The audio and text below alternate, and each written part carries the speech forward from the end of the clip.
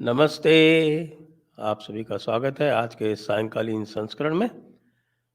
और आज हम फिर से बात करने जा रहे हैं उस महान यात्रा की जिसके बाद तो पूरा भारत जुड़ गया है। हमारे साथ हैं आपके जाने-पहचाने भाऊ तोरसेकर जी और ओंकार चौधरी जी। भाऊ को नमस्कार, ओंकार जी को नमस्कार। भाऊ, भारत टूटा या जुड़ गया? पता नहीं, अभी तो जुड़ कितना गया वो तो खुद राहुल गांधी बताएंगे। हम भी समझने की कोशिश कर रहे हैं कि कितना जुड़ गया है और कितना टूट गया है। हाँ, एक बात है कि कांग्रेस बिल्कुल फ्रीज हो गई थी, शायद उससे निकल सकते हैं ऐसा मुझे लगता है। बाकी जुड़े कौन टूटे कौन ये तो खरगे तय करेंगे। बहुत जल्दी पार्टी की मीटिंग वगैरह होगी। एक बात मैं मानता हूं कि इसके बाद फिर से कांग्रेस शुरू हो जाएगी। बीच में 4-5 महीने के लिए कांग्रेस तो पूरी फ्रीज हो गई थी, यानी एज अ पॉलिटिकल पार्टी कोई काम ही नहीं चल रहा था। हर कोई उसके पीछे लगा था। आपको यह मालूम होगा कि घर में कोई शादी या कोई बड़ा त्योहार होता है तो बाकी सब काम छोड़कर हम उसमें जुड़ जाते हैं। तो रेगुलर काम होते हैं वो अलग रखे जाते हैं। इसलिए गुजरात का चुनाव हो, हिमाचल का चुनाव हो, उससे कांग्रेस हट गई थी। सबकी ताकत और सबका दिमाग सिर्फ भारत जोड़ो पदयात्रा पर लगा हुआ था। तो आशा करते हैं कि भाई फिर से एक बार कांग्रेस शुरू हो जाए। तो लेकिन भाऊ अभी तो पश्चिम से पूर्व की यात्रा बाकी है बता रहे। हाँ, वो तो होगी, तो वो तो होगी। पश्चिम से पूर्व होगी या पूर्व से पश्चिम होगी, इसका तो पता नहीं। लेकिन एक बात है कि कांग्रेस पूरी फ्रीज हो गई थी, यानी राहुल गांधी चल पड़े और कांग्रेस रुक गई। तो शायद ये कुछ 10-15 दिन या 2 महीने रुक जाएंगे तो फिर से कांग्रेस चल पड़ेगी। ओंकार जी, क्या जो जबरदस्त मनोरंजन हो रहा था उससे हम जो है वो वंचित रह जाएंगे अब कुछ दिनों तक?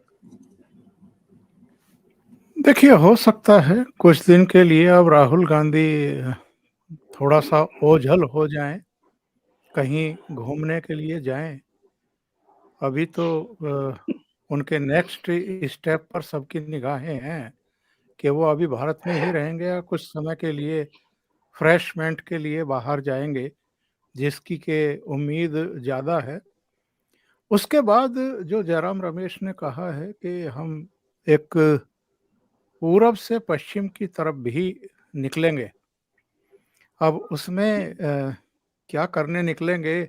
क्या वैसा ही सब चलेगा जैसा दक्षिण से उत्तर तक चला है, या कुछ चेंज करेंगे? थोड़ा-सा लोगों का स्वाद बदलने के लिए कुछ नई कॉमेडी डालेंगे राहुल गांधी, उस पर ज़रा निगाहें रहेंगी। क्योंकि बहुत कुछ तो इस यात्रा के दौरान राहुल गांधी ने एक्चुअल में कह दिया है। और उन्होंने ये भी बताया था बीच में, आपको दर्शकों को याद होगा, कि इस यात्रा में कुत्ते भी आए, भैंस भी आई और गायें भी आई, सूअर भी आए। मतलब केवल जो अलग-अलग राज्यों के नागरिक थे वही शामिल नहीं हुए, या इनकी पार्टी के कार्यकर्ता नेता ही शामिल नहीं हुए। जो वोटर नहीं हैं कांग्रेस के या दूसरे दलों के, ऐसे जीव भी उसमें शामिल हुए। इसके अलावा बहुत सारे प्रकरण हैं, बहुत सारे उनके वक्तव्य रहे हैं जो लंबे समय तक स्मृति पटल पर रहने वाले हैं। चाहे जीएसटी वाला मामला हो, नोटबंदी वाला मामला हो, पांडवों के मतलब महाभारत काल में, या पांडवों के साथ कितने अरबपति उस समय खड़े हुए थे, ये बयान हो, या जो चेंज हुए इनके बयान, वो भी याद रहेंगे। पहले बताया कि मध्य प्रदेश में 3 लड़कियां आई, ठिठुर रही थी, फोटो खिंचवाना चाहती थी। अभी नया बयान आया है कि कन्याकुमारी में थी वो। अब कन्याकुमारी में कितनी सर्दी पड़ती है उस समय सितंबर में जब यात्रा शुरू हुई थी, ये अगेन अब जांच का विषय है। क्योंकि जब आप एक झूठ बोलते हैं तो फिर उस झूठ के लिए और कितने झूठ बोलेंगे कुछ समझ में आता नहीं है लोगों की। कई तरह के वक्तव्य इनके, मैं सर्दी से नहीं डरता हूँ और जम्मू कश्मीर जाते जाते डरने लगे। और इन्होंने मतलब कई तरह के ऐसे बयान दिए हैं जो अगेन जो एक छवि निर्माण का प्रयास था इनके थिंक टैंक का, अगर कोई है तो, कि जो पप्पू वाली छवि है वो हम चेंज करें, या कांग्रेस में जो शिथिलता आ गई है, जो अभी भाव ने कहा कि फ्रिज सी हो गई थी कांग्रेस, नया अध्यक्ष चुन लिया गया, सारी बातें हो गई, लेकिन नए अध्यक्ष को भी कोई सीरियसली ले नहीं रहा था और सीरियसली लेने जैसी कोई बात भी नहीं थी। सबको पता था कि वो अध्यक्ष गांधी नेहरू परिवार के बाहर का कैसे ढूंढ करके लाया गया है, कैसे बनाया गया है, क्यों बनाया गया है, ऐसी कौन सी स्थितियां परिस्थितियां निर्मित हो गई थी कि एक बाहर के चेहरे को बनाना ही मजबूरी हो गई थी इस परिवार की। वो लोगों ने सीरियसली लिया नहीं उस इवेंट को भी, उस जेस्चर को भी, उस फैसले को भी। और राहुल गांधी को भी कितना सीरियसली कांग्रेस के लोगों ने लिया है। अभी बहुत पीछे ना जाकर के केवल हम अगर एक अभी की ताजा घटना को याद कर लें, जब दिग्विजय सिंह ने जम्मू में एक बयान दे दिया सर्जिकल स्ट्राइक को लेकर के, और उसके बाद कुछ चैनलों ने चलते चलते उनसे बात करके उसमें कुछ और नमक मिर्च मसाला ढूंढने की कोशिश की, तो जयराम रमेश ने आकर के उन कैमरा पर्सन को, रिपोर्टरों को धकिया करके बाहर निकाल दिया। और दिग्विजय सिंह जैसा सीनियर नेता, भले ही अपने विवादों के लिए, अपनी सोच के लिए वो आलोचनाओं के केंद्र रहे हों, लेकिन एक राज्य के मुख्यमंत्री रहे हैं और कांग्रेस में भी मतलब राहुल गांधी के सलाहकारों में रहे हैं। भट्टा परसोल वाले समय तो आपको याद ही होगा कि दिग्विजय सिंह ही उनके थिंक टैंक हुआ करते थे राहुल गांधी के। उस घटना के बाद से कहीं दिग्विजय सिंह आपको दिखाई दिए? दिग्विजय सिंह ने अपने आप को यात्रा से ही एक तरीके से विड्रॉ कर लिया उस अपमान के बाद। कांग्रेस के ऐसे बहुत सारे नेता हैं ऑलरेडी जो कई कारणों से नाराज होकर के लगभग घर में बैठ गए हैं। तो जो इनका प्रयास था कि मैं संगठन को सक्रिय कर दूं, कांग्रेस को सक्रिय कर दूं, जो एक भगदड़ है उसको रोक लूं, कांग्रेस को और इनके नेतृत्व को लेकर के जो प्रश्न खड़े किए जा रहे थे क्षेत्रीय दलों के नेताओं के द्वारा, और चाहे ममता बनर्जी हो, चाहे नीतीश कुमार हो, चाहे अरविंद केजरीवाल हो, केसीआर हो, शरद पवार हो, जो एक चुनौती दे रहे थे कि 2014 में अब राहुल गांधी को पीछे करो, क्योंकि ऑलरेडी 2 चुनाव हार चुकी है कांग्रेस और वो, तो एक नया चेहरा लेकर के आओ, उसको चुनौती देने के लिए और ये बताने के लिए लोगों को कि भाई आप तो एक-एक राज्य के नेता हो। हम कन्याकुमारी से लेकर कश्मीर तक, और जो ये पूरब की बात कर रहे हैं और पश्चिम की बात कर रहे हैं, वहां से लेकर वहां तक की पार्टी हैं। हम ही और हमारा नेता ही तीसरी बार भी, भले ही हारने के लिए, पर मोदी के खिलाफ वैकल्पिक चेहरा होंगे। ममता बनर्जी नहीं हो सकती, नीतीश नहीं हो सकते, केसीआर नहीं हो सकते, केजरीवाल नहीं हो सकते। शरद पवार तो कह चुके कि मैं तो प्रधानमंत्री पद की रेस में हूं नहीं, लेकिन अगर शरद पवार के सामने वैसा मौका आ गया जैसा देवगौड़ा और आई के गुजराल के सामने आ गया था, तो वो क्यों मना करेंगे? वो भी कूद पड़ेंगे कि हाँ मैं भी हूं। तो ये मकसद तो यात्रा का ये था।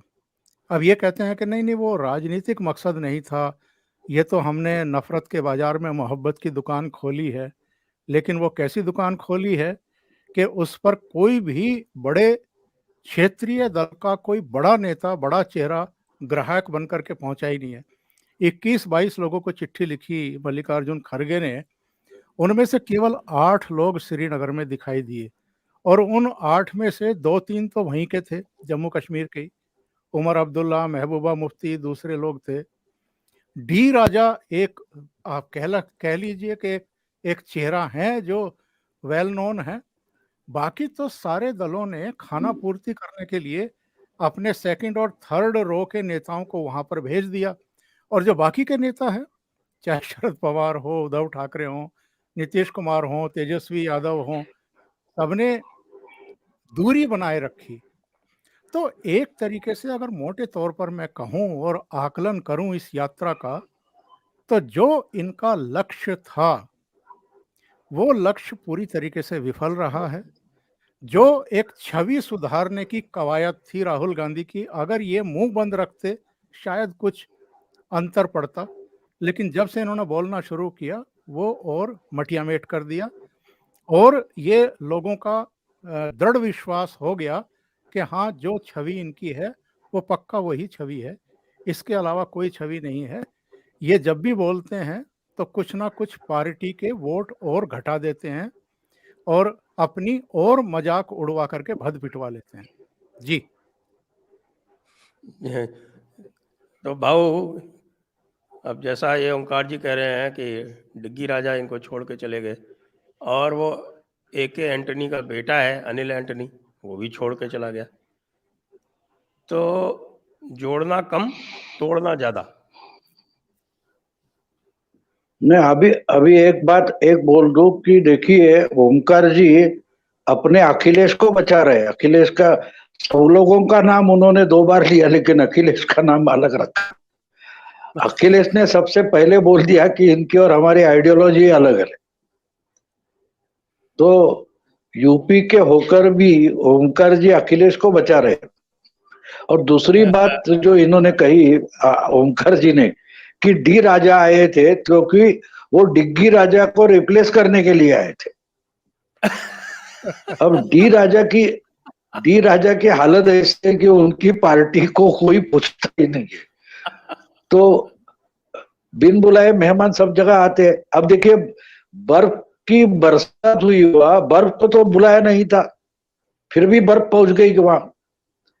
मुझे एक लगता है कि मैं जितनी गंभीरता से राहुल गांधी की पदयात्रा को देखता हूं, तो मेरी एक बात समझ में आई कि राहुल गांधी पूरी, यानी 3-4 महीने से 5 महीने से मैं देख रहा हूं, वो अपने आप में बहुत खुश और हैप्पी दिखाई देते। वो बहुत खुश है और उनको खुश होना भी चाहिए।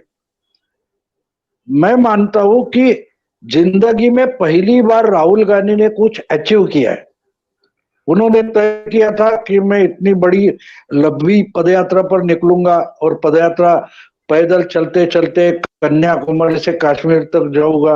लोगों को शक था, लेकिन उन्होंने करके दिखाया। इसका इंपॉर्टेंस आप समझिए। देखो, उनकी उम्र अभी 50 साल से ऊपर हो गई है।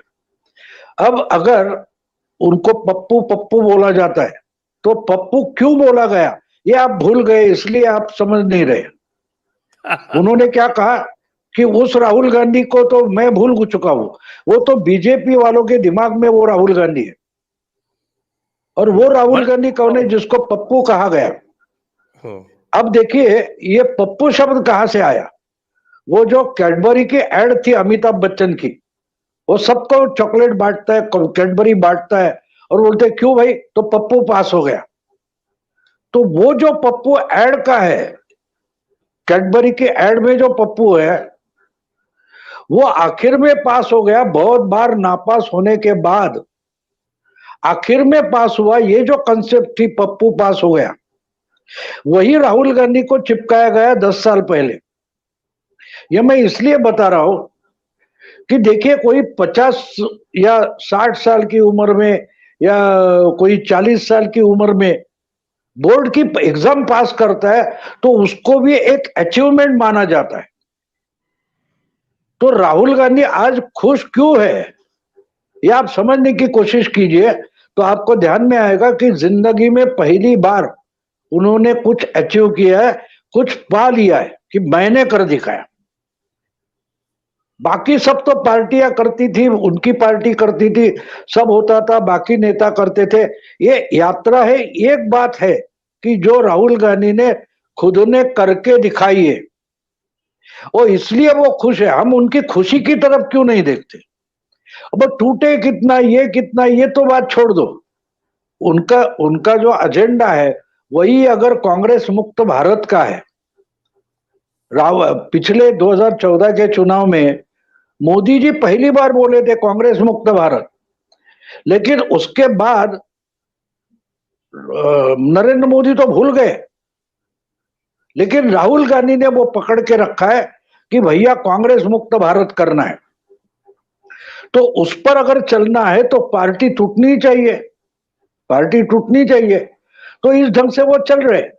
लेकिन मुझे इस बात का एहसास होता है कि राहुल गांधी खुश क्यों है, तो उन्होंने ये पूरी की पूरी यात्रा बहुत एंजॉय की है। जैसे ओमकार जी ने बोला, उन्होंने कहा राहुल गांधी ने कि सुअर भी आए, गधे भी आए, बहुत सारे लोग आए। तो इतने सब एक से एक बड़े महानुभाव जब आते हैं तो पदयात्रा सक्सेसफुल हो जाती है। और ये पार्टी के लिए थी ही नहीं, पार्टी के लिए थी ही नहीं, इसमें पॉलिटिक्स नहीं था। और नफरत की बाजार में प्यार का दुकान उन्होंने शुरू किया है, मोहब्बत का दुकान शुरू किया है। तो उसमें हम समझ सकते हैं कि आप किसी मीट मार्केट है, मांस की बाजार है, मछली का बाजार है या कोई मटन का बाजार है, वहां जाकर आप सब्जी बेचोगे तो कोई लेगा नहीं। हाँ, धनिया बेचोगे, मिर्ची बेचोगे, नींबू बेचोगे तो अलग बात है। लेकिन ये बोल रहे कि मैं नफरत की बाजार में प्यार का दुकान खोल के बैठा हूं, तो इनका एजेंडा आपको साफ दिखाई देता है। मैं जो माल लाऊंगा ऐसे बाजार में लाऊंगा कि जिस बाजार में उसका कोई खरीदार होगा ही नहीं। तो ये अगर एजेंडा है तो उसमें राहुल गांधी कमाल के सक्सेसफुल हो गए। हमको ये देखना, देखो हम अपने नजरिए से देखो, एक जो बोलते हैं ना कि जो सुंदरता होती है वो देखने वाले की नजर में होती है। राहुल गांधी की सक्सेस, राहुल गांधी की पॉलिटिक्स, राहुल गांधी की सुंदरता, उनका इनोसेंस, हम उनकी नजर से देखें तो कितने सक्सेसफुल हो गए वो देख सकते हैं ना। लेकिन हम अपने नजरिए से देखते हैं, ये गलत है। अब यह और एक बात है कि मुझे एक ही शक है कि इतनी बड़ी सक्सेसफुल यात्रा की उन्होंने बता दिया, और आप समझ लें कि देखो कि वो राहुल गांधी तो भूल गए, एक नया चेहरा पेश करना था। तो कन्याकुमारी से जब निकले वहां के फोटो निकालिए और आज के देखिए, एक कांग्रेस ही था, वो कश्मीर पहुंचते पहुंचते कार्ल मार्क्स हो गया। तो उन्होंने चेहरा बदला है। ये नया चेहरा लेकर अगले चुनाव में आ जाएंगे। वोट कितने मिलते हैं छोड़ दो, वोटों से कुछ होता नहीं, क्योंकि उनको तो सत्ता, अपने उनकी मां ने ही बताया कि भाई सत्ता का मतलब जहर होता है। ये तो 10 साल पहले उन्होंने बता दिया जयपुर में। तो इसलिए आपका नजरिया गलत है। आप देख रहे हो कि राहुल गांधी को अपनी पार्टी या खुद को सत्ता में लाना है। तो जब ये ऐसी बातें करते तो बेचारे नीतीश कुमार, ममता, सबको भागना पड़ेगा ही ना। तो वो अगर शामिल नहीं हुए तो उसका कारण ये है कि भाई इसके साथ जाके बैठेंगे, शादी का खाना है करके, और खा के तो मर जाएंगे, क्योंकि ये तो सत्ता का मतलब जहर मानते हैं। और ममता को, नीतीश को, सबको सत्ता चाहिए। तो इसलिए हमें उनकी नजरिए से इस पदयात्रा को देखना चाहिए। अब एक बात और बोलूंगा कि बहुत कितने दिन विश्राम करते मालूम नहीं, लेकिन ये पूरब से पश्चिम जाएंगे, फिर ईशान्य से वायव्य जाएंगे, फिर और कहीं आग्नेय से, जितनी दिशाएं हैं वो दिशा ढूंढ रहे, और सही दिशा जिस दिन मिलेगी कांग्रेस चल पड़ेगी। सही दिशा कब मिलेगी ओंकार जी? राहुल गांधी के रहते हुए सही दिशा, ये अपने आप में जो है एक मजाक बन गया है कांग्रेस के लिए, और इनके समर्थक मीडिया के लोगों के लिए भी, और जो देश में और विदेश में बैठे हुए इनके शुभ चिंतक हैं उनके लिए भी। अब देखिए ना, जब ये यात्रा शुरू हुई, इन्होंने कहा कि हम प्रेम के लिए, हम शांति के लिए, हम सद्भाव के लिए ये यात्रा निकाल रहे हैं।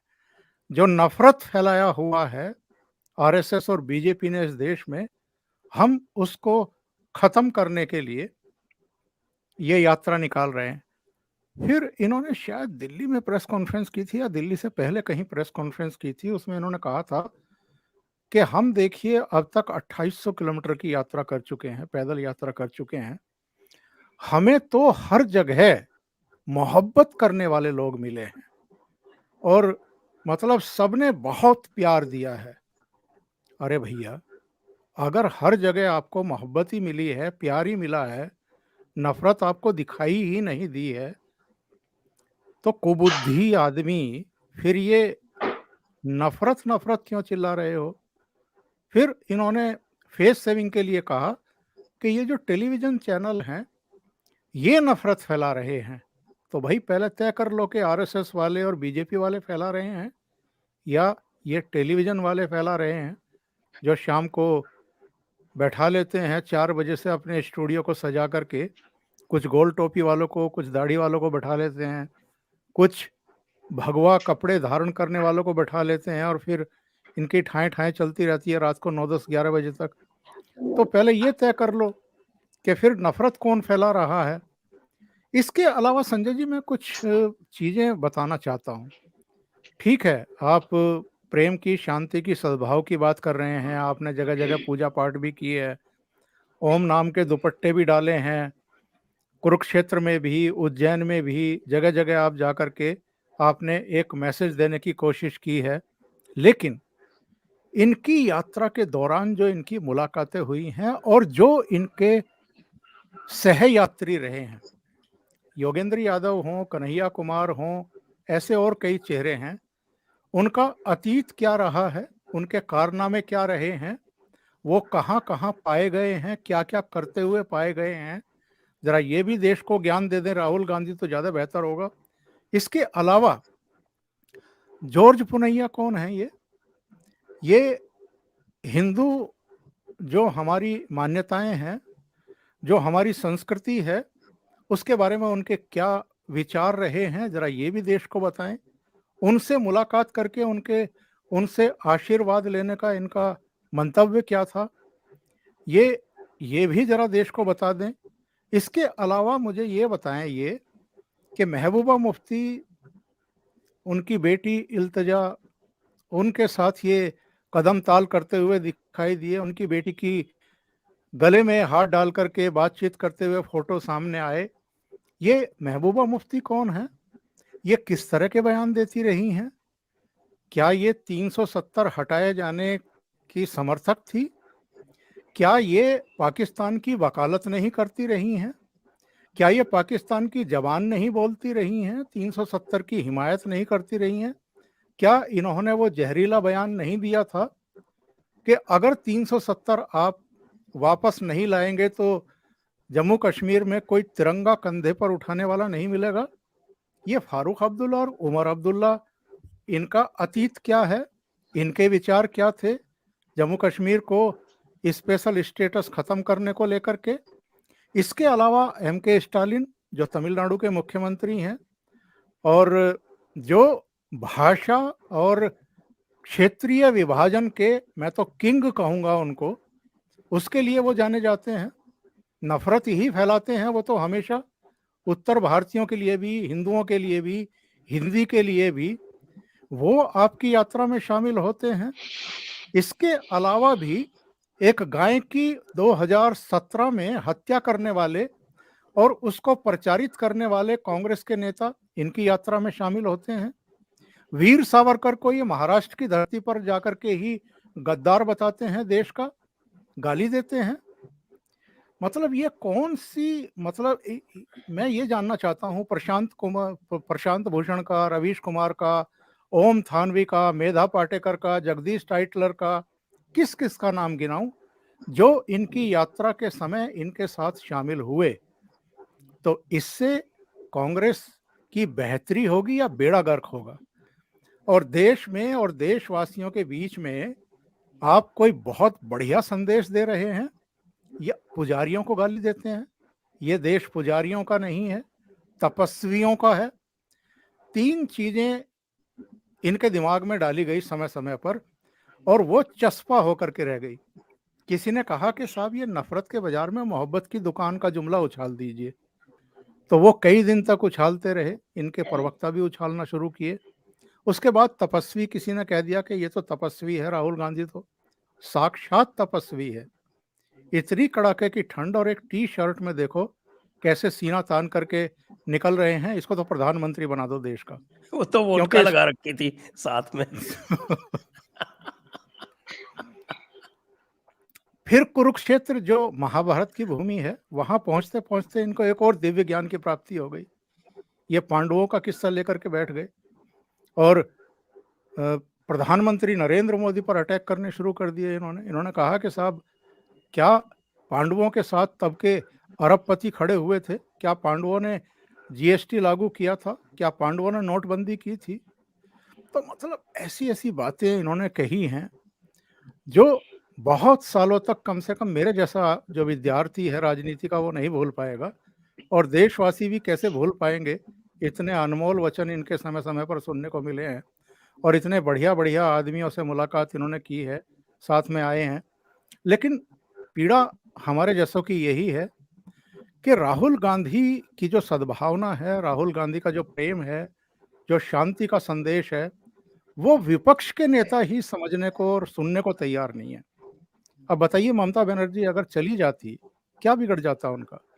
या अरविंद केजरीवाल भी चले जा, हालांकि अरविंद केजरीवाल को तो बुलाया ही नहीं और ना केसीआर को इन्होंने चिट्ठी भेजी कि आप आ जाओ, पर और तो जा सकते थे। नीतीश बाबू जा सकते थे, इसके अलावा तेजस्वी जा सकते थे, शरद पवार भी जा सकते थे, उद्धव ठाकरे।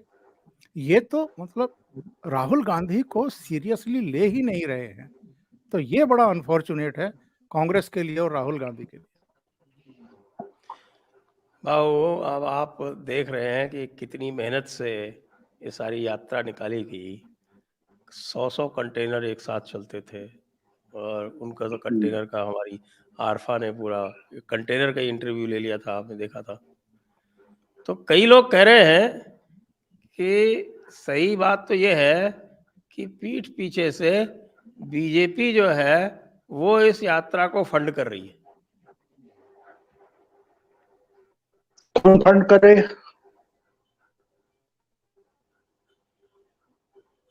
हेलो हेलो, हाँ, किसने फंड किया बोला आप? बीजेपी फंड कर रही है इस यात्रा को, राहुल गांधी की। हाँ, बीजेपी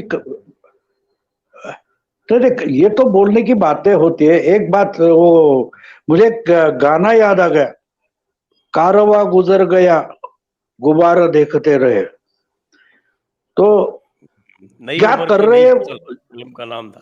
हाँ, तो ये जो उनकी आदत है कि वो एंजॉय करते हैं, राहुल गांधी एंजॉय कर रहे हैं, उनको पॉलिटिक्स से वगैरह मतलब नहीं है।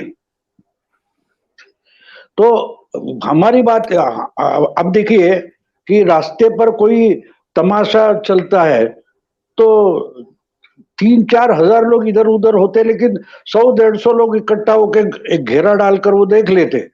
तो हम जैसे लोग राहुल गांधी पर चर्चा करते हैं, उनसे बातें करते हैं, मीडिया करता है। बाकी लोगों को धंधा है, काम धंधा है, अपनी रोजी रोटी कमानी है, कौन राहुल गांधी को देखेगा? ये नफरत, हाँ देखिए, इनकी नफरत की व्याख्या, डेफिनेशन हमें समझनी चाहिए।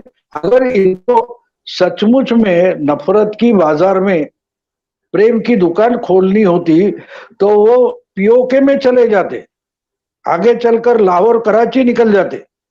वहां बड़ा कितनी सब नफरत की दुकान, बाजार जो है वो वहां जोर शोर से चल रहा है, होलसेल मार्केट लगी है।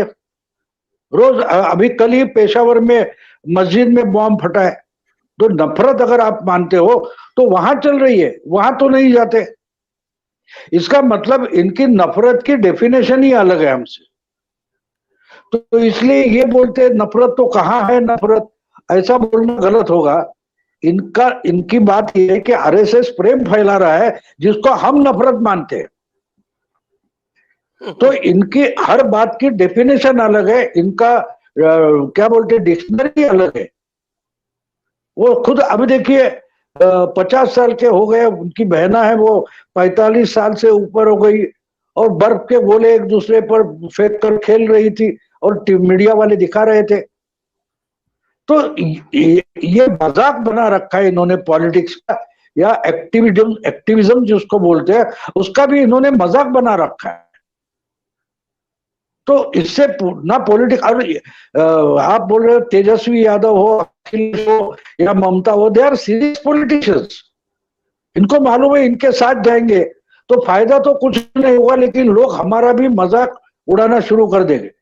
अब देखिए कौन कौन जा पहुंचे, योगेंद्र यादव, प्रशांत भूषण, संजय राउत, स्वरा भास्कर, ये सब लिस्ट आप निकालिए जिनको लोग जाहिर तौर पर मजाक जिनका उड़ाते हैं, वही लोग इनकी पदयात्रा में पहुंचे।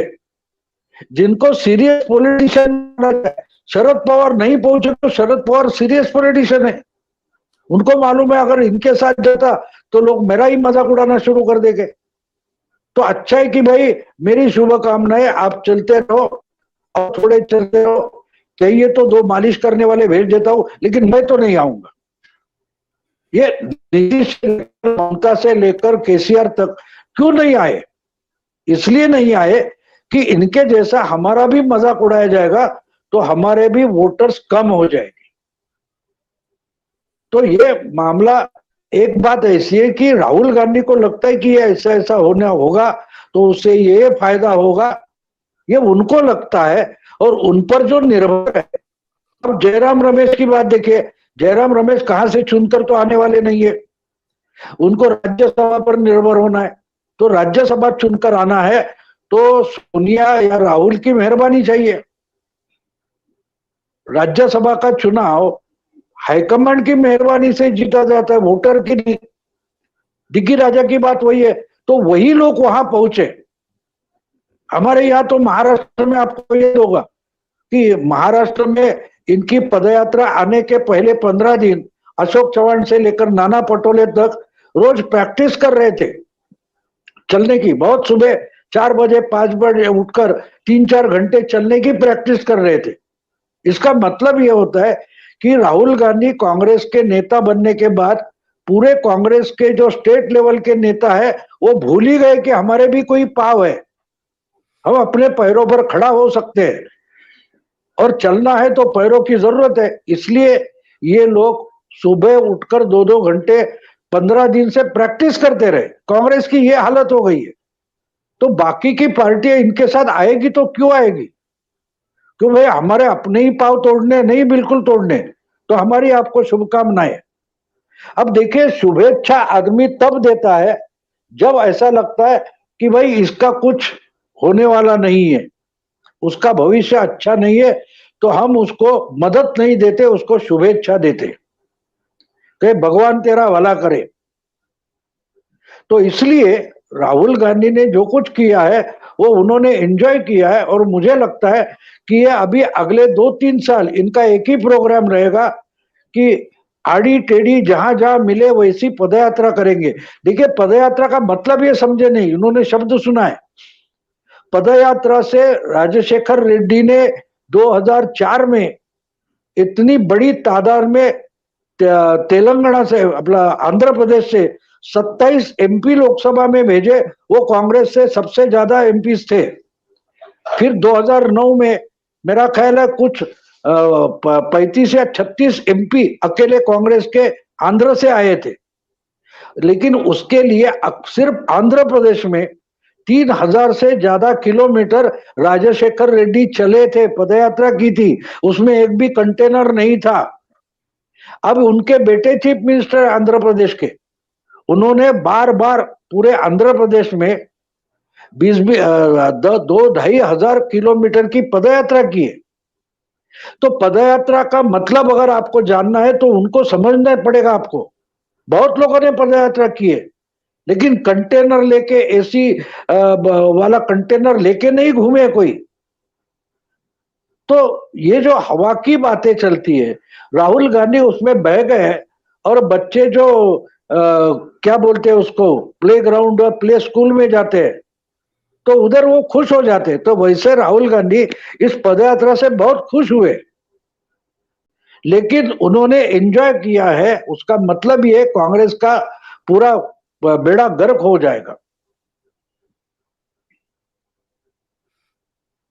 भाऊ, ये बताइए कि ये इतनी मेहनत करके, इतने संसाधन जुटा के, इतने पैसे खर्च करके ये इतने लोग जुटा लेते हैं, और आप महाराष्ट्र में देखिए पुणे और मुंबई में एक वो टाइगर राजा सिंह आता है और इनसे 10 गुनी भीड़ ऑटोमेटिकली आ जाती है सड़क पे। बिल्कुल बिल्कुल आ जाती, बिल्कुल आ जाती। नहीं, क्योंकि एक एक बात आपको बोल दूं, अभी 10 साल होने को आए मोदी जी जीतने के बाद, 9 साल तो पूरे होने आए। मैं एक आपको कहानी बताता हूँ। एक गांव में बड़ा चौधरी था, या क्या सरपंच बोलते हैं वैसा था, और उस गांव से कहीं जाना है तो नदी क्रॉस करनी पड़ती थी, और अंधेरी रात थी। इसकी माँ बूढ़ी थी और बहुत बीमार हो गई, तो बोले उसको तो लेके जाना पड़ेगा। तो बोले जाएंगे कैसे, रात अंधेरी है और नदी क्रॉस करनी पड़ेगी। तो बोले जाओ देखो नैया वाला कोई है कि नहीं, माझी वगैरह का बोलते हैं उसको, पकड़ के लाओ। तो जाते 4 लोग जाते, तो नौ नौका तो वहां की वहां है, लेकिन चलाने वाला नहीं है। तो सरपंच तो राहुल गांधी होते, वो बोले नौका चलाने वाले से क्या मतलब है, तुम 10 लोग बैठ जाओ और एक थकेगा तो दूसरा घुमाओ, बल्ला होता है जो, और बैठ जाओ को लेके। और 2 आदमी वो नौका चलाने की कोशिश करते, जोर जोर से लाठियां काठियां हिलाते, होते होते थक गए तो दूसरे 2 बैठ जाते। होते होते सुबह होने को आई, लेकिन दूसरा किनारा आया ही नहीं। और जैसे सूरज उगा तो देखा इन्होंने कि इसी किनारे से नौका हटी नहीं थी। तो सरपंच गुस्से में आ गया और बोला कि गधो क्या कर रहे थे तुम। बोले वो तो पानी में जोर शोर से लाठियां और ये सब मार रहे थे, लेकिन नौका पीछे से बांधी थी, वो छोड़ी ही नहीं थी। तो अगला किनारा छोड़ो, दूसरा किनारा छोड़ो, इसी किनारे से नैया निकली नहीं। तो ये तो पहुंच गए कश्मीर, लेकिन कन्याकुमारी में जो नौका बांधी थी उसकी डोरी अभी तक छूटी ही नहीं है। तो इसका क्या फायदा हुआ आप सोच सकते हो। एक ही कहानी है, देहाती भाषा में मैंने कहीं सुनी थी, लेकिन मुझे बढ़िया लगती है ये सब। 4-5 महीने जो कुछ पदयात्रा चली है, उससे हासिल क्या हुआ, ये जब मैं सोचता हूँ तो मुझे ये कहानी याद आती है कि पीछे से डोर जो होता है वो छोड़ना पड़ता है।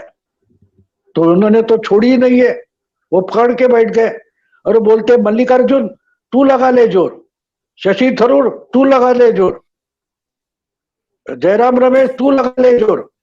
अरे लेकिन पीछे की डोरी छोड़ेगा कौन, वो कहां फंसे है, ये इस कहानी से हम समझ सकते हैं। तो क्या प्रॉब्लम है कांग्रेस के सामने या कांग्रेसी पॉलिटिक्स के सामने, ये इससे आपको समझ आएगा।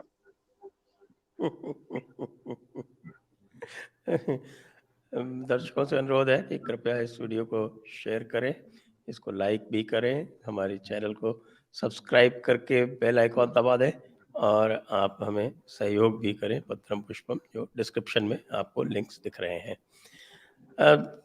ओंकार जी जो कह रहे हैं बाबू कि नौका की डोर तो खुली ही नहीं, वहां पे रस्सी तो खुली ही नहीं। अब काम तो इस तरह का करते हैं, और उसके बाद इनका काम ये है कि वही पुरानी हरकतें, कभी तो बीबीसी की डॉक्यूमेंट्री लेके जो है उस पे वक्तव्य देने लगेंगे इनके पार्टी वाले, कभी तो अडानी को ले आएंगे, और कुछ नहीं होगा तो वो पंडित धीरेन्द्र शास्त्री के ही पीछे पड़ जाएंगे। ये सब करने से ये स्पष्ट है जो भाऊ कह रहे हैं कि दिमाग की इनकी जो रस्सी है वो तो वैसी की वैसी है, वो तो खुली नहीं बिल्कुल। देखिए बात बहुत सही है, और भाऊ ने एक छोटी सी कथा में बहुत बड़ा संदेश दे दिया है, और इसी के लिए भाऊ जाने भी जाते हैं। मेरा कहना ये है संजय जी कि ये कई अवसरों पर जो इनका ट्रैक रिकॉर्ड है, महंगाई, बेरोजगारी, मोदी के अरबपति उद्योगपति मित्र, मुझे इन 3-4 चीज़ों, और आरएसएस और बीजेपी नफरत फैला रहे हैं, इनके अलावा कोई 5वीं 6ठी मुझे बात बता दीजिए इनके भाषणों में होती हो इनकी प्रेस हाँ, थी कॉन्फ्रेंस ना में एक वो होती है। क्या था वो कि चौकीदार चोर है, रफ़ाल। हाँ, वो पुरानी बात हो गई, अब तो इन्होंने छोड़ दिया वो, क्योंकि सुप्रीम कोर्ट से भी डाँट पड़ गई थी उस पे। इन्होंने तो सुप्रीम कोर्ट को भी लपेट लिया था अपनी राजनीति के लिए। तो मेरा कहने का आशय ये है कि आप विपक्ष में हैं, विपक्ष के नेता हैं, प्रमुख विपक्षी दल के नेता हैं। डेमोक्रेसी आपको इस बात की परमिशन देती है, अनुमति देती है कि आप जो सत्ता में बैठे हुए हैं उनको क्रिटिसाइज करिए, उनकी आलोचना करिए, खूब करिए। पार्लियामेंट के भीतर भी करिए, पार्लियामेंट के बाहर भी करिए, रोज करिए। लेकिन इस देश की जनता ये भी चाहती है कि अगर आप महंगाई पर इस सरकार को क्रिटिसाइज कर रहे हैं, बेरोजगारी पर कर रहे हैं, किन्हीं उद्योगपतियों को लेकर के अगर आप क्रिटिसाइज कर रहे हैं, या अडानी अंबानी का नाम लेकर के आप गालियां देते हैं उनको, तो फिर जनता के सामने, देश के सामने अपना एक रोड मैप लेकर के आइए। आप बताइए कि आप महंगाई दर को नीचे कैसे लाएंगे? आप बताइए कि जिन राज्यों में आपकी सरकारें रही हैं, क्या आपने 100% नौजवानों को नियुक्ति पत्र दे दिए थे? आप ये बताइए कि अतीत में जब डॉक्टर मनमोहन सिंह प्रधानमंत्री थे, उन्होंने ऐसा क्या किया था जो नरेंद्र मोदी नहीं कर रहे हैं? आप लोगों की स्मृतियों को झकझोरिए, उनको बताइए कि आपकी पूर्ववर्ती सरकारें जो हैं कितनी बढ़िया थी। अच्छा, आप नफरत की बात करते हैं, आरएसएस पर, बीजेपी पर आरोप लगाते हैं, तो आप ये भी बताइए कि जब जब कांग्रेस की सरकारें थी, क्या पूरे देश में कहीं दंगे नहीं हुए? क्या कहीं कोई कत्लेआम नहीं हुआ? क्या 1900 का सिख विरोधी नरसंहार, उस समय क्या राजीव गांधी आपके पिताजी प्रधानमंत्री नहीं थे?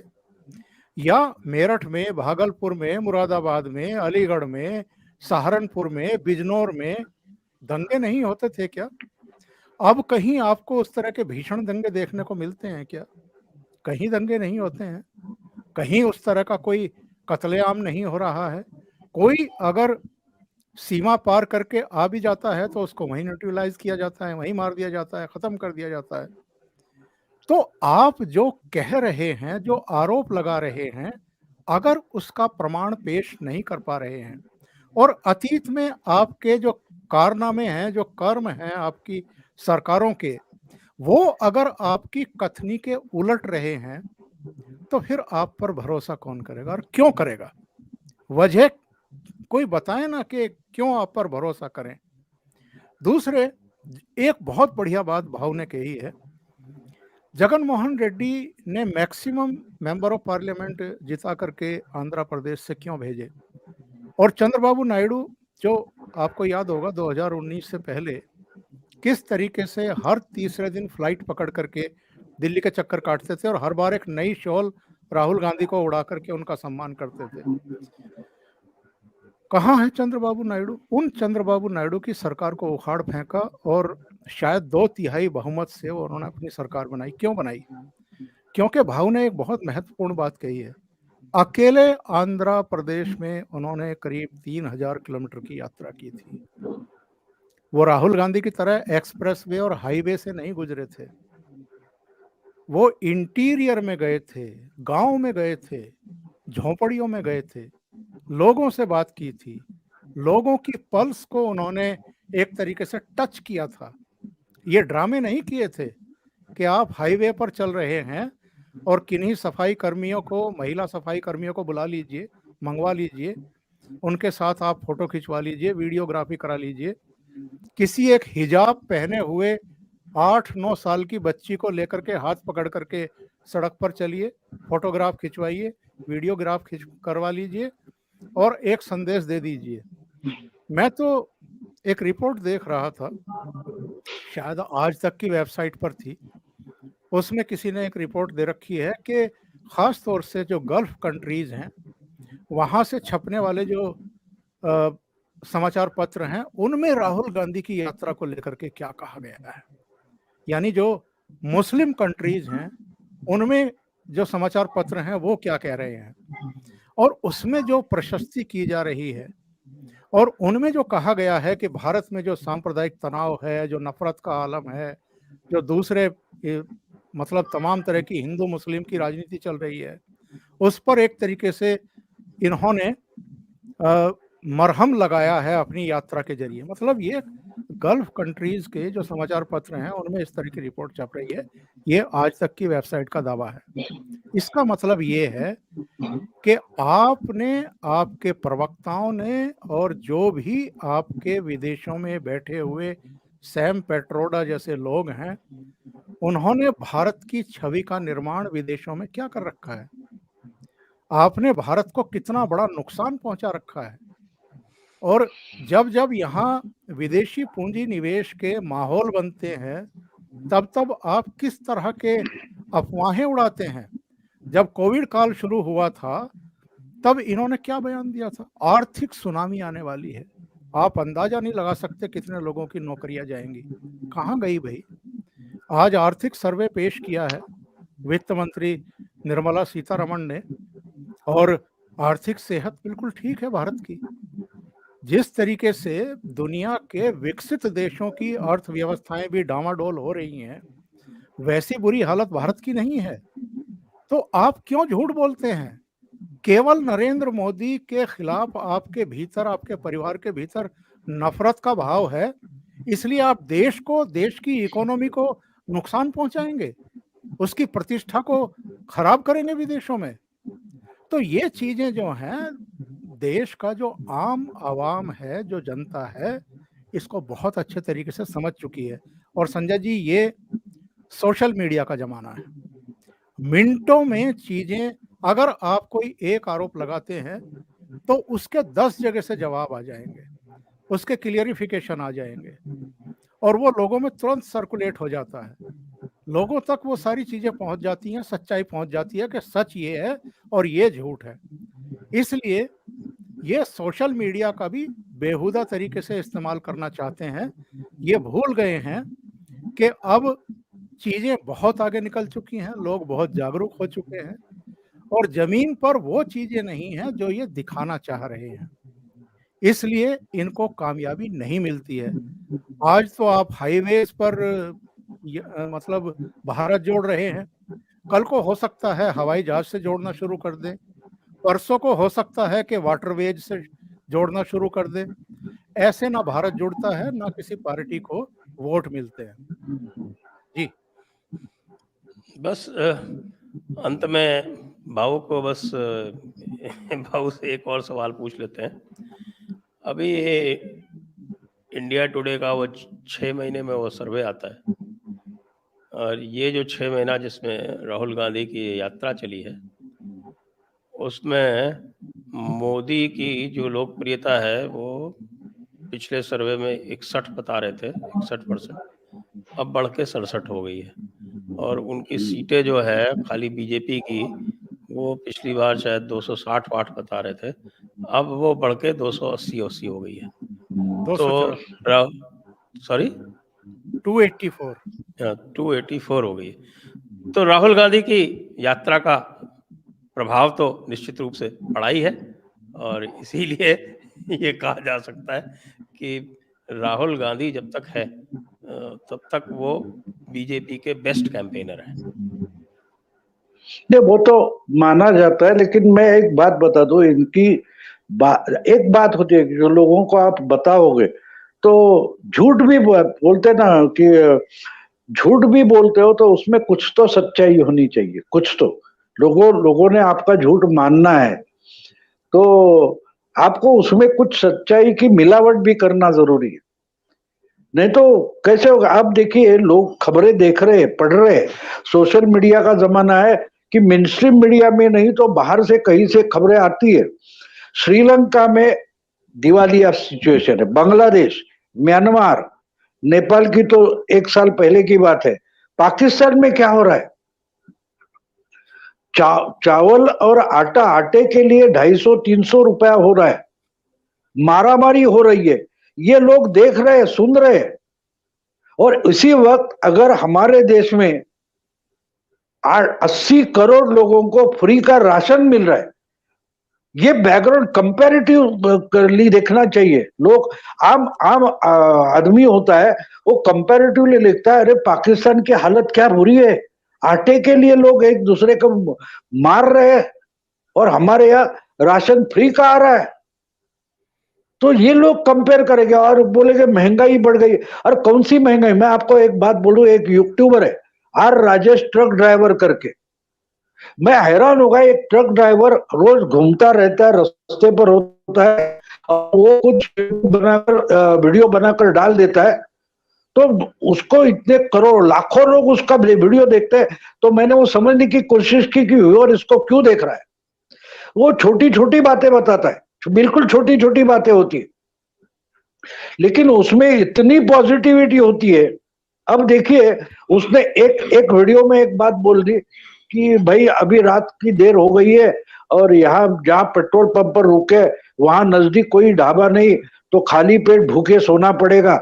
लेकिन क्या करें, इसके आगे जाना तो मुनासिब नहीं है क्योंकि सिक्योरिटी का प्रॉब्लम है, कोई गड़बड़, जंगल का रास्ता है, तो भूखे पेट सोएंगे, हमारे पास राशन भी नहीं है कि कुछ खुद पका कर खाएंगे। तो सो जाते हैं, सुबह 4 बजे 5 बजे उठकर जल्दी निकल जाएंगे, पहला ढाबा मिलेगा उधर कुछ खाएंगे। अब ये बात जब बोलता है तो आगे जाकर वो बोलता है कोई बात नहीं, जब ऐसी सिचुएशन आती है तब मैं उत्तराखंड की याद करता हूं जहां सुनामी आई थी और 3-3 4-4 दिन लोगों के सर पर छप्पर नहीं था, खाने को कुछ दाना पानी नहीं था, पीने को पानी तक नहीं था, लेकिन लोग मरे नहीं। 3-3 दिन खाली पेट बिना छप्पर के लोग रहे, तो मुझे तो 4 घंटे काटने। ये देखो, ये इंसान पॉजिटिवली बोलता है और एक सिंपल ट्रक ड्राइवर है, तो वो वोटर है। और जयराम रमेश नहीं है, वो आशुतोष नहीं है, वो राजदीप सरदेसाई नहीं है। एक ट्रक ड्राइवर कितनी आसानी से पॉजिटिवली लोगों को अपने जिंदगी के जो समस्या है उस पर का हल बता देता है, तो उसको लोग देख रहे हैं, उसको लोग देख रहे हैं। तो राहुल गांधी के कौन सुनेगा?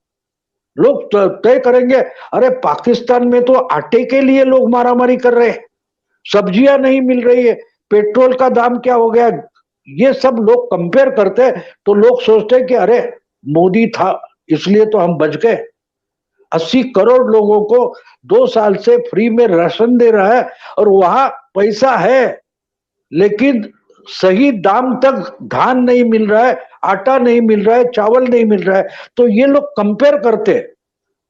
तो लोग जब कंपेयर करते हैं तो लोग अपने आप समझ जाते हैं राहुल गांधी या तो उसको देश में क्या चल रहा है पता नहीं, या तो ये गधे जैसी बकवास कर रहा है। इतना सिंपल है। हमको रास्ते पर लोग क्या सोचते हैं उनकी तरफ मुड़कर देखना चाहिए, उनकी बातें सुननी चाहिए। अगर वो हम सुनते हैं तो हमको पता चलेगा कि राहुल गांधी को जनता नाम की चीज मालूम नहीं है। वो किसी प्रोफेसर या कन्हैया कुमार जैसे जेएनयू के कोई एक्सपर्ट है उनसे लेकर इंफॉर्मेशन, योगेंद्र यादव से लेकर बातें करते हैं, लेकिन उसको जमीन से ही जुड़े नहीं। ये भारत को क्या जोड़ेंगे? पहले जमीन से जुड़ो, फिर देश जुड़ा जा सकता है। जी, तो आइए अब दर्शकों के प्रश्नों को ले लेते हैं। और दर्शकों के प्रश्नों में सबसे पहले है श्री हर्ष। ये कह रहे हैं, नमस्ते ऑल। भाऊ जी, क्या देवेंद्र फडणवीस उद्धव ठाकरे की तरह अपने मिसेस द्वारा नुकसान झेलेंगे? क्या इनकी वजह से उनको डिप्टी सीएम बनाया गया है? नहीं, मैं ऐसा नहीं मानता। उन्होंने एक बार तो खुलासा कर दिया कि उद्धव ठाकरे जो बोलते हैं उसको उनकी पत्नी ट्विटर से जवाब देती है। मैंने दोनों को रुकने को बोला, दोनों ही रुकते नहीं। लेकिन देखो, वोटर है, सामान्य जनता है, वो बहुत एजुकेटेड हो चुकी है, उसको फर्क समझता है कि उर्फी क्या चीज है, अमृता फडणवीस क्या चीज है, या कंगना क्या चीज है, लोग बहुत समझते हैं। एक बात है कि हमारे यहाँ बुद्धिजीवी जो है, इंटेलिजेंस या जो है, इंटेलेक्चुअल क्लास जो है, वो कोई भी बात, सीधी बात भी बहुत कॉम्प्लिकेटेड कर देता है। वरना तो आम आदमी जो है वो बहुत जल्दी समझ जाता है कि सामने वाली चीज क्या है। उसके लिए कोई डेफिनेशन की क्या किसी थियोरी की जरूरत नहीं होती, जिंदगी के सवाल है। अब एक बात, अभी नाम तो नहीं बोलूंगा, लेकिन मुझे याद है एक महाराष्ट्र के मिनिस्टर के बारे में बहुत सारी बातें हुई थी, किसी तमाशा वाली महिला के बारे में। तो बीजेपी के यहाँ के लोग सब डर गए थे, क्या बोले अभी, क्या मुंह लोगों को कैसे दिखाएंगे, ये मिनिस्टर क्या कर बैठा हमारा। ऐसा बीजेपी का मिनिस्टर की बात है, मैं 90 की दशक की बात कर रहा हूँ। तो उस गांव के कुछ लोग बीजेपी के ऑफिस में आए थे और यहाँ का उनका ऑफिस बेरर बोला कि भाई कॉन्स्टिट्यूंसी में क्या लोग बोल रहे हैं। बोले किसके बारे में? वो बोले नहीं, तमाशा वाली बाई के बारे में। तो क्या बोलेंगे? बोले तो बोले मिनिस्टर बना तो 2-4 औरतों के साथ संबंध होगा, उसमें कौन सी बड़ी बात है। यानी नीचे वाला आदमी समझ लेता है कि अमीर है तो ये सब अय्याशी करेगा ही, लेकिन बुद्धिजीवी लोगों को ये समझ में आने में देर लगती है, क्योंकि बात ये होती है कि हम अपने तरीके से सोचते हैं और वो कहते हैं कि नीचे वाला तबका जो है, सामान्य जनता उसी ढंग से सोचती है। तो ऐसा बिल्कुल नहीं होता, बिल्कुल नहीं होता, ये हमारी सोच है। तो इसलिए फडणवीस को वाइफ जो कुछ गाना वगैरह गाती है, वीडियो बनाते है, उसका कोई नुकसान होने वाला नहीं है। अगला है नटी काफिर भाऊ। Please tell here your blockbuster फिल्मी सॉन्ग एग्जांपल। जरा तुमची ती कांग्रेस लीडर्स ची स्टोरी संगा की, जो तुमको हो पसंद वही बात करेंगे तुम, दिन को अगर रात को रात कहेंगे। वो मैंने एक बार लिखा था कि राहुल गांधी और कांग्रेस की बात ऐसी हो गई है, कांग्रेस वालों की, जयराम रमेश से लेकर सबकी। वो फिल्म का गाना था ना, जो तुमको हो पसंद वही बात करेंगे तुम, अगर दिन को कहो रात तो रात कहेंगे। ते जयराम रमेश वगैरह कांग्रेस या ल्यूटियंस मीडिया की वही हालत हो गई है कि राहुल गांधी कहते हैं ना तो रात, दिन को रात कहेंगे तो रात कहेंगे। तो वो उन्होंने पढ़ा होगा इसलिए उन्होंने पूछा है। नेक्स्ट, ये भी भाऊ से है प्रश्न। भाऊ, यदि इमरान खान की तर्ज पर भारत के सभी 543 सीटों पर राहुल गांधी और मोदी जी चुनाव लड़ते हैं तो राहुल को कितनी सीटें मिलेंगी? कुछ तो सीटें मिलेगी। देखिए एक बात होती है कि हमारे यहाँ भी कौन नहीं चाहिए इससे भी वोटिंग होता है। मैं इसको मराठी में मैं नावड़ निवड़ बोलता है कि मुझे क्या नहीं चाहिए इसलिए मैं क्या लेता हूं। हमारे हमीदाबाई की कोठी नाम की मराठी एक बड़ा ड्रामा अच्छा चला था 90-80 के दशक में। तो वो हमीदाबाई जो वेश्या है, उसकी बेटी है, उसको वो पढ़ाती है लिखाती है, लेकिन आखिर में वो शादी करना चाहती है बेटी, तो वो एक गुंडे के साथ शादी कर देती है। तो वो एक जवाब बहुत बढ़िया देती है कि तो आखिर तो गुंडे के साथ शादी की। बोली 10 लोगों से बलात्कार होने के बजाय एक ही से बलात्कार सहना अच्छा होता है। तो हमारी देश की जनता किस ढंग से सोचती है, इसका जवाब इसमें है कि 10 गुंडे बलात्कार करे, उससे शराब पीने वाला पति भी अच्छा होता है। तो वोटर जो सोचता है कि इमरान खान जैसी हालत होने से अच्छा है कि राहुल गांधी जिसको डेमोक्रेसी मारने वाला बोलता है वो भी चलेगा। नेक्स्ट, संतोष रेड्डी जी, धन्यवाद आपको। नमस्कार संजय जी, जो ब्रिटिशर्स बने सो जाति प्रथा मोहनदास गांधी को क्यों माना?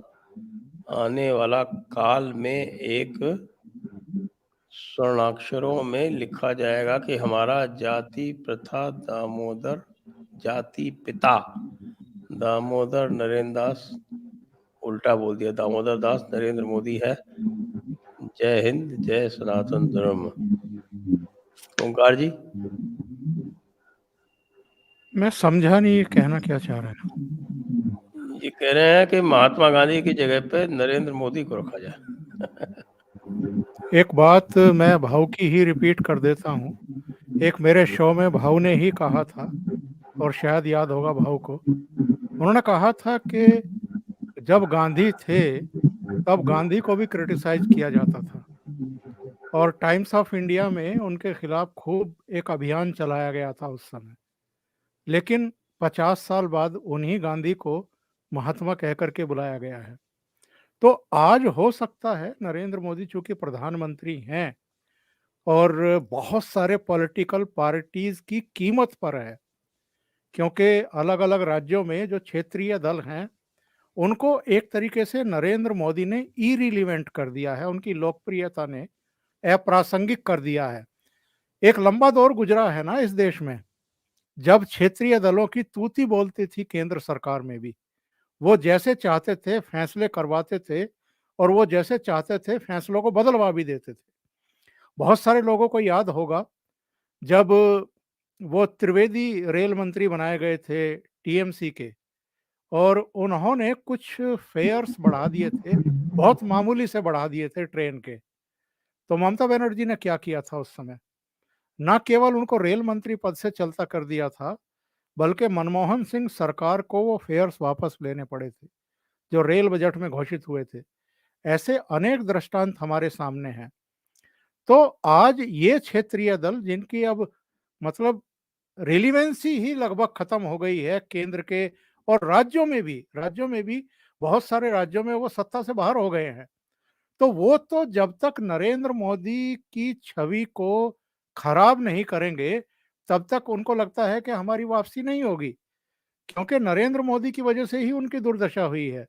पर नरेंद्र मोदी ने जो काम किया है बतौर प्रधानमंत्री, इसका आकलन आने वाला काल करेगा और आने वाले समय में फिर ये चीजें देखी जाएंगी कि नरेंद्र मोदी ने बतौर प्रधानमंत्री कितना काम किया है देश के लिए।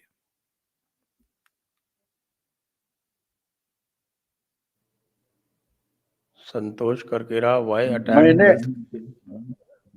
मैंने उस वक्त ये बोला था कि हमको अगर 50 साल आगे चलकर यानी 2060-50 में कौन महात्मा होगा तो वो अगर पहचानना है तो देख लो कि आज बुद्धिजीवी किसको पत्थर मार रहा है।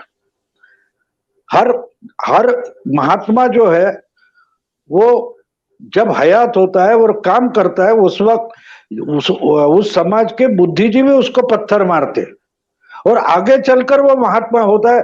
फिर वो महात्मा गांधी हो, फिर वो महात्मा फुले हो, फिर वो यीशु ख्रिस्त हो या सब हो।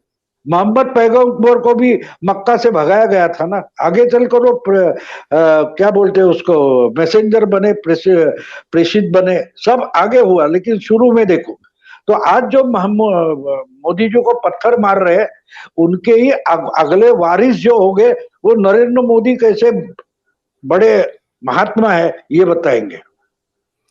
अगला प्रश्न है Santosh Karkera, why attack wealth creators, this will help win 24। अब वो तो राहुल गांधी की स्पेशलिटी है, उसके लिए तो कोई क्या कर सकता है। चाहत सिंह चौहान, कभी एक्साइज चिन्ह पीओके वापस लेने की बात नहीं की इसने। वो क्यों करेगा, वो तो 370 रीइंस्टेट करने की बात कर सकता है। नेक्स्ट, सही कह रहे हैं। Arun sir, will AMA episode happen this Sunday? Probably not this Sunday, but next one. Next, मैना भट्टाचार्य, आप लोग क्या भारत जोड़ो का रैप संगीत सुने हैं? हाँ, मैंने तो सुना है और उसके बाद फिर मैं अपने कान जो है वो बंद कर लिए कई दिनों तक।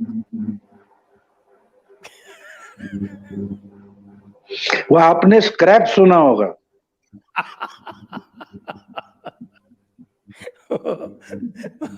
उसमें जो है रैप तो क्या था वो अंग्रेजी में बोलते हैं क्रैप, वो था वो। किरण दाते, धन्यवाद आपको किरण जी। इसी के साथ हमारे प्रश्न पूर्ण होते हैं और इसी के साथ आज का कार्यक्रम भी हम पूर्ण करते हैं। और एक बार पुनः आप लोगों को याद दिलाते हुए कि आप हमारे सोशल मीडिया चैनल्स पर जाकर जो भी अपडेट्स हैं वो लगातार उनको आप प्राप्त कर सकते हैं। तो आप सभी दर्शकों को बहुत-बहुत धन्यवाद। भाऊ आपको बहुत-बहुत धन्यवाद। ओंकार जी आपको भी बहुत-बहुत धन्यवाद। जय हिंद, वंदे मातरम। बहुत धन्यवाद। वंदे मातरम। नमस्कार। कट।